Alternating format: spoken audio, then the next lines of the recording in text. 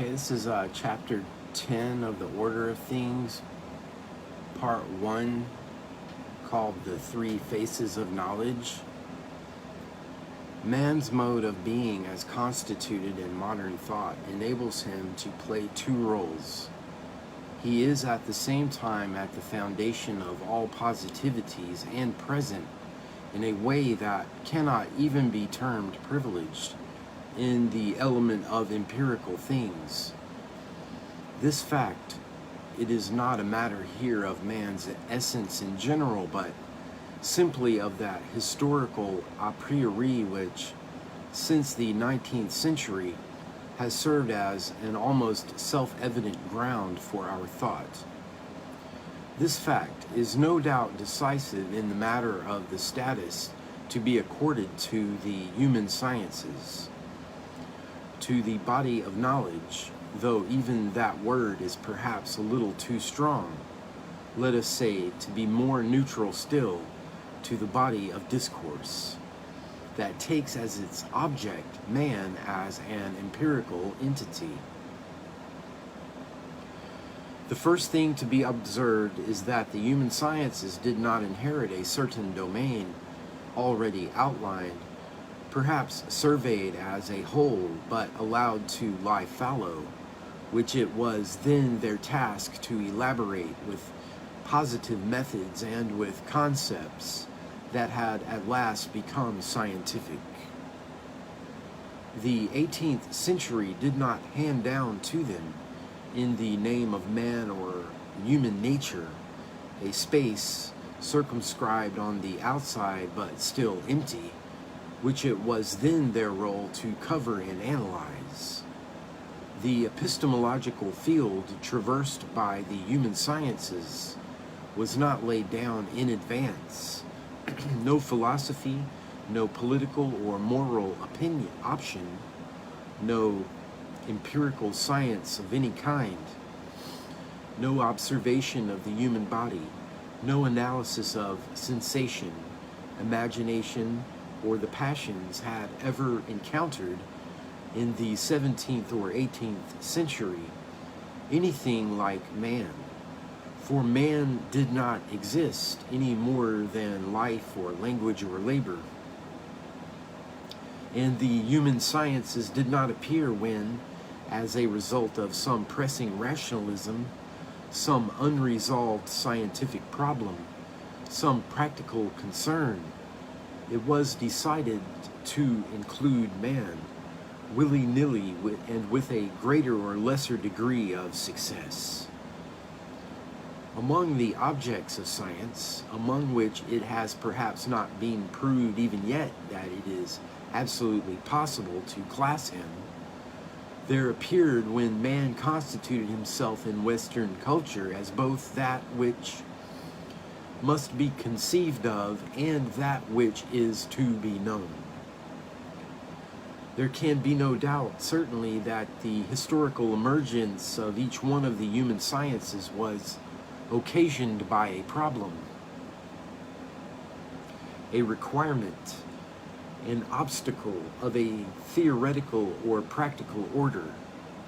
The new norms imposed by industrial society upon individuals were certainly necessary before psychology, slowly, in the course of the 19th century, could constitute itself as a science. And the threats that, since the French Revolution, have weighed so heavily on the social balances, and even on the equilibrium established by the bourgeoisie, were no doubt also necessary before a reflection of the sociological type could appear. But though these references may well explain why it was, in fact, in such and such a determined set of circumstances and in answer to such and such a precise question that these sciences were articulated, nevertheless, their intrinsic possibility, the simple fact that man, whether in isolation or as a group, and for the first time human beings have existed and have lived together in societies, should have become the object of science. That cannot be considered or treated as a phenomenon of opinion. It is an event in the order of knowledge. And this event was itself produced in a general redistribution of the episteme. When abandoning the space of representation, living beings took up their places in the specific depths of life, wealth in the onward thrust of new forms of production, and words in the development of languages.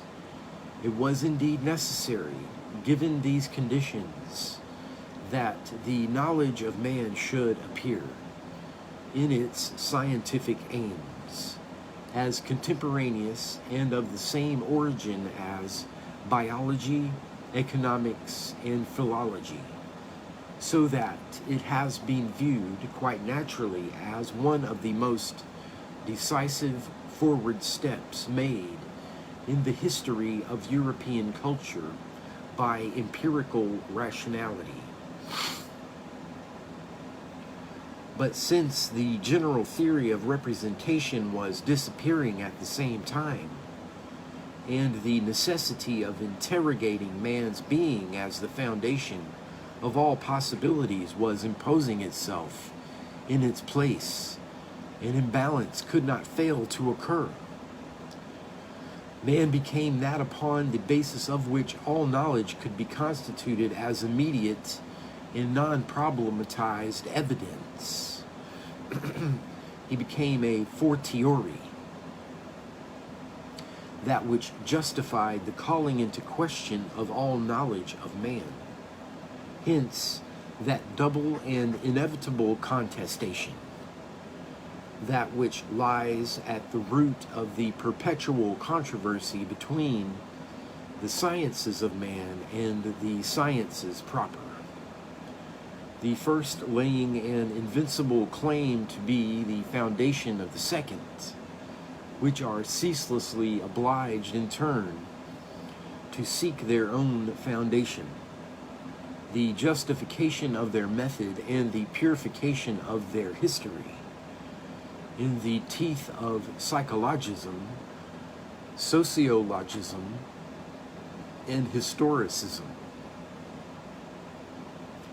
And that which lies at the root of the endless controversy between philosophy, which objects to the naivete with which the human sciences try to provide their own foundation, and those same human sciences which claim as their rightful object what would formerly have constituted the domain of philosophy.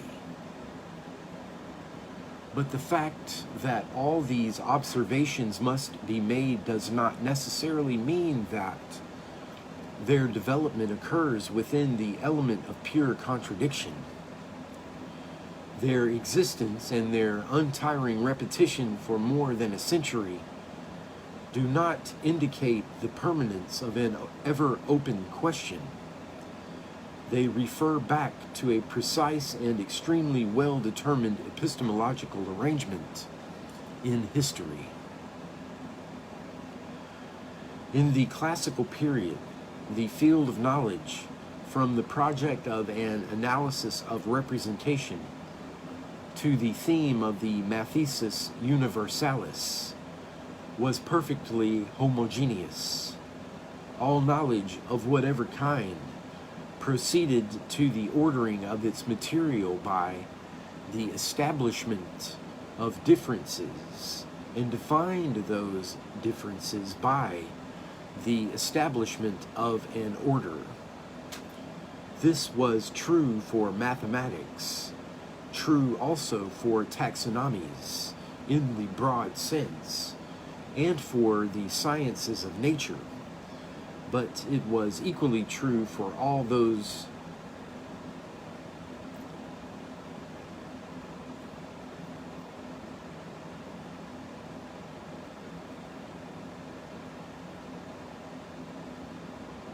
I'm having technical difficulties here. Let's see.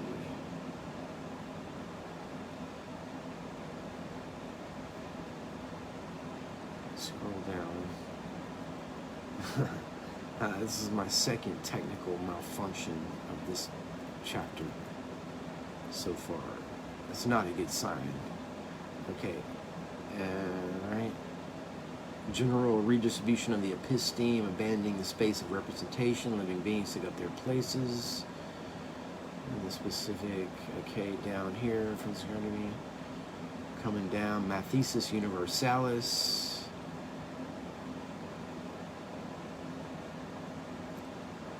Okay. In the classical period, the field of knowledge, from the project of an analysis of representation to the theme of the Mathesis Universalis, was perfectly homogeneous.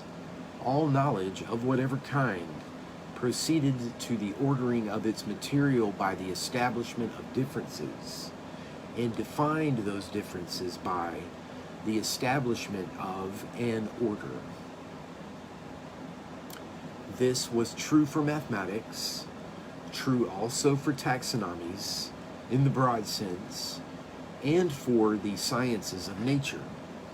But it was equally true for all those approximative, imperfect, and largely spontaneous kinds of knowledge, which are brought into play in the construction of the least fragment of discourse, or in the daily processes of exchange. And it was true, finally, for the philosophical thought, and for those long chains of order that the ideologues, no less than Descartes or Spinoza, though in a different way, attempted to establish in order to create a path leading necessarily from the very simplest and most evident of ideas to the most composite truths. But from the 19th century, the epistemological field became fragmented, or rather exploded in different directions.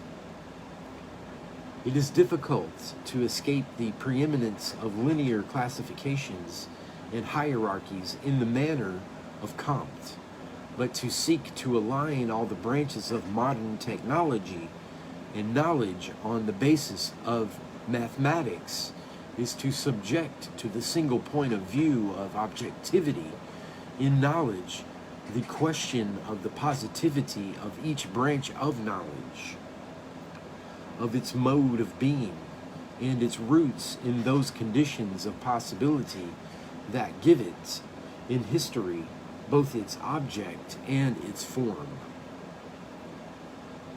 Questioned at this archaeological level, the field of the modern episteme is not ordered in accordance with the ideal of a perfect mathematization, nor does it unfold on the basis of a formal purity, a long descending sequence of knowledge progressively more burdened with empiricity. The domain of the modern episteme should be represented rather as a volume of space open in 3 dimensions. In one of these, we would situate the mathematical and physical sciences, for which order is always a deductive and linear linking together of evident or verified propositions. In a second dimension, there would be the sciences, such as those of language, life, and the production and distribution of wealth, that proceed by relating discontinuous but analogous elements in such a way that they are then able to establish causal relations and structural constants between them. These first 2 dimensions together define a common plane, that which can appear, according to the direction in which one traverses it, as a field of application of mathematics to these empirical sciences, or as the domain of the mathematizable in linguistics, biology, and economics. The third dimension would be that of philosophical reflection, which develops as a thought of the same, with a capital S. It forms a common plane with the dimensions of linguistics, biology, and economics. It is here that we may meet, and indeed have met, the various philosophies of life, of alienated man, of symbolical forms, when concepts and problems that first arose in different empirical domains are transposed into the philosophical dimension. But we have also encountered here, if we question the foundation of these empiricities from a radically philosophical point of view, those regional ontologies which attempt to define what life, labor, and language are in their own being.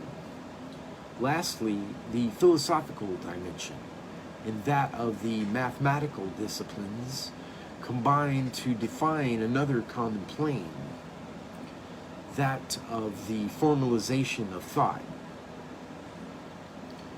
From this epistemological type trihedron, the human sciences are excluded, at least in the sense that they cannot be found along any of its dimensions or on the surface of any of the planes thus defined. But one can equally well say that they are included in it, since it is in the interstices of these branches of knowledge, or more exactly, in the volume defined by their three dimensions, that the human sciences have their place. This situation, in one sense minor, in another sense privileged, places them in relation to all the other forms of knowledge. They have the more or less deferred but constant aim of giving themselves, or in any case of utilizing, at one level or another, a mathematical formalization. They proceed in accordance with models or concepts borrowed from biology, economics, and the sciences of language, and they address themselves to that mode of being of man which philosophy is attempting to conceive at the level of radical finitude, whereas their aim is to traverse all its empirical manifestations. It is perhaps this cloudy distribution within a three-dimensional space that renders the human sciences so difficult to situate, that gives their localization in the epistemological domain its irreducible precariousness, that makes them appear at once perilous and in peril.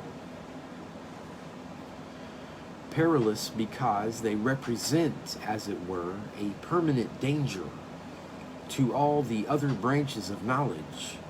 True, neither the deductive sciences nor the empirical sciences nor philosophical reflection run any risk, if they remain within their own dimensions, of defecting to the human sciences or of being contaminated by their impurity. But we know what difficulties may be encountered at times in the establishing of those intermediary planes that link together the three dimensions of the epistemological space. For the slightest deviation from these rigorously defined planes sends thought tumbling over into the domain occupied by the human sciences. Hence the danger of psychologism or sociologism, of what we might term in a word anthropologism, which becomes a threat as soon as the relations of thought to formalization are not reflected upon correctly. For example, or as soon as the modes of being of life, labor, and language are incorrectly analyzed.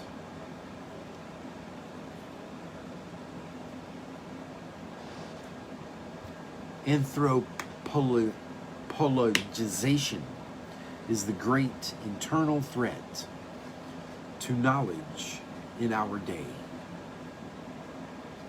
We are inclined to believe that man has emancipated himself from himself since his discovery that he is not at the center of creation, nor in the middle of space, nor even perhaps the summit and culmination of life.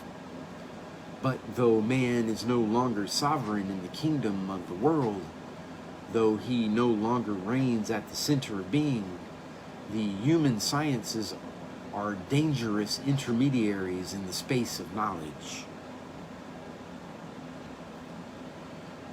The truth of the matter is, however, that this very posture dooms them to an essential instability. What explains the difficulty of the human sciences, their precariousness, their uncertainty as sciences, their dangerous familiarity with philosophy, their ill-defined reliance upon other domains of knowledge, their perpetually secondary and derived character, and also their claim to universality, is not, as is often stated, the extreme density of their object. It is not the metaphysical status or the irascible transcendence of this man they speak of, but rather the complexity of the epistemological configuration in which they find themselves placed, their constant relation to the three dimensions that give them their space. Okay, that's the end of part 1 of chapter 10 of the Order of Things, chapter 10, the Human Sciences.